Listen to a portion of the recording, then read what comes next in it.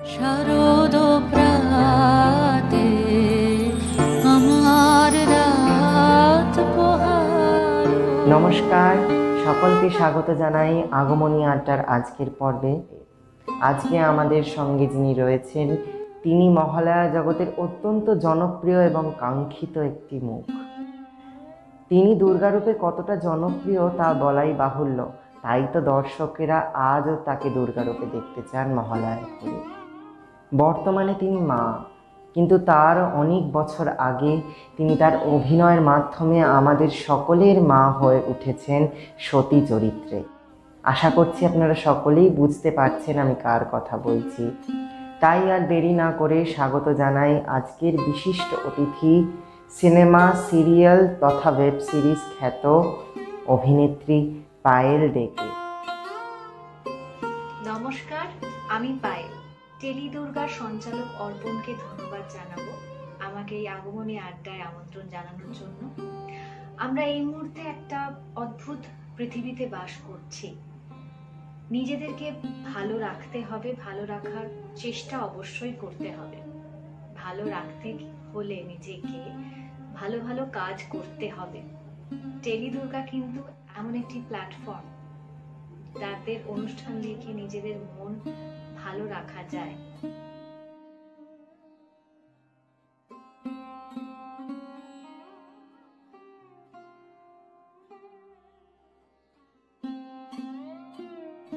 নির্বাচনটা অদ্ভুতভাবে হয়েছিল, মানে অ্যাজ সাচ বলতে গেলে কোনো নির্বাচন হয়নি।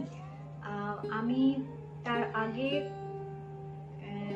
সেই সময় আর কি আরেকটি সিরিয়াল আরেকটি চ্যানেলের জন্য করছিলাম, তো সেখান থেকে হঠাৎই ডাক আসে আমার। পুনমদি আমাকে ফোনটা করেছিলেন, তো পুনমদি ফোন করে বললেন তোর জন্য একটা চরিত্র আছে, তুই কি করবি? আমি বললাম একটু কি বলতে পারো? বললো খুব ইন্টারেস্টিং একটা চরিত্র, তুই আয়, তুই শোন, ক্রিয়েটিভ হেড শাহানাদি উনি তোকে ব্রিফটা দেবেন, তারপর তুই কাজটা দেখ তুই করতে পারবি কিনা তোর সময়। আমি গেলাম, আমি পুরোটা শুনলাম, আমার ভালো লাগলো, আমি হ্যাঁ বললাম। তারপরে আমার দেবী রূপের যাত্রা শুরু হলো। কাঁচা ভাং খেয়ে সারাদিন শ্মশানে শ্মশানে ঘুরে বেড়ায়, সবাই বলে ভিখারি, কিন্তু কোনোদিনও 2 পয়সা ভিক্ষা করে আমাকে দেয়নি, দুমুঠো চালও দেয়নি। একদিন তো নেশার ঘরে আমার কাছে ভিক্ষে চাইতে এসেছিল। আচ্ছা, তুমি কলকাতায় চলে গেলে তোমার স্বামী রাগ করবে না? সে যদি আমার এতই খেয়াল রাখতো তাহলে কি আমি রাজি হতাম? জানেন, বছরে একবার 4 দিনের জন্য আমাকে বাপের বাড়ি পাঠায়, তাও আড়াল থেকে নজর রাখে। 4 দিন শেষ হয়ে গেলে আবার আমায় ফেরত পাঠায়। বাহ,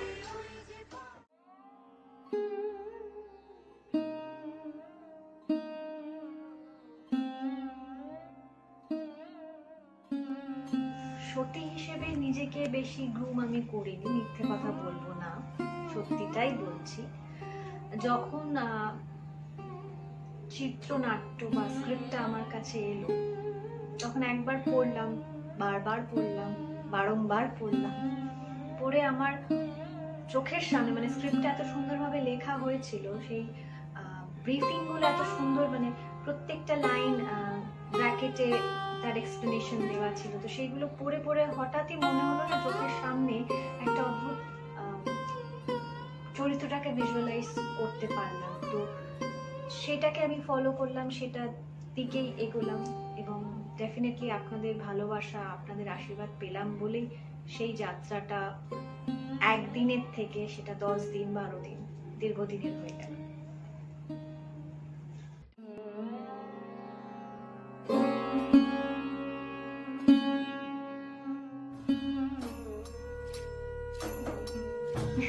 জল থেকে উঠে দামিনী বধটা আগে বলবো, কারণ আমি নিজে সাঁতার জানি না।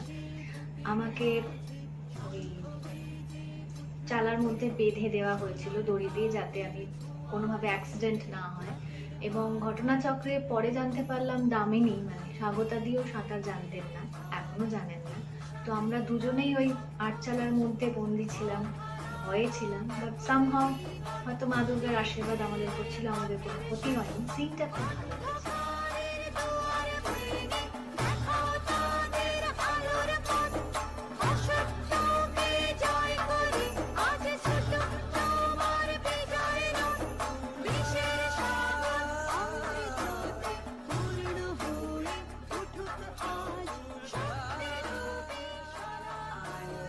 হরিদ্বারে আমার ইন্ট্রোডাকশন, মানে সতীর ইন্ট্রোডাকশনটা হয়েছিল, হরিদ্বারে শুট করা হয়েছিল।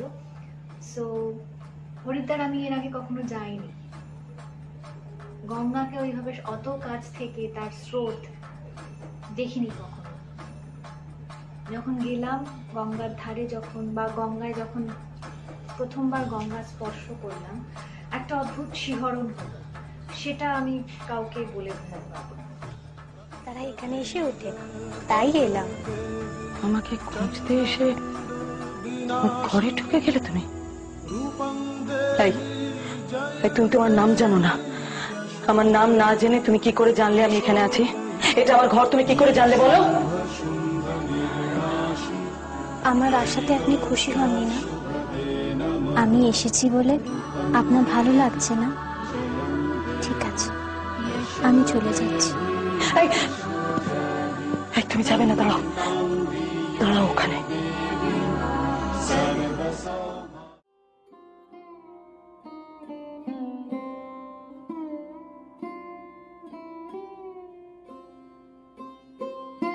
একদম নয়, সব আমার কাছে চরিত্র। এবং বারংবার আমি এটাই বলবো যে আপনাদের আশীর্বাদ, আপনাদের ভালোবাসা না থাকলে এই পথটা এত সহজ হতো না আমার জন্য।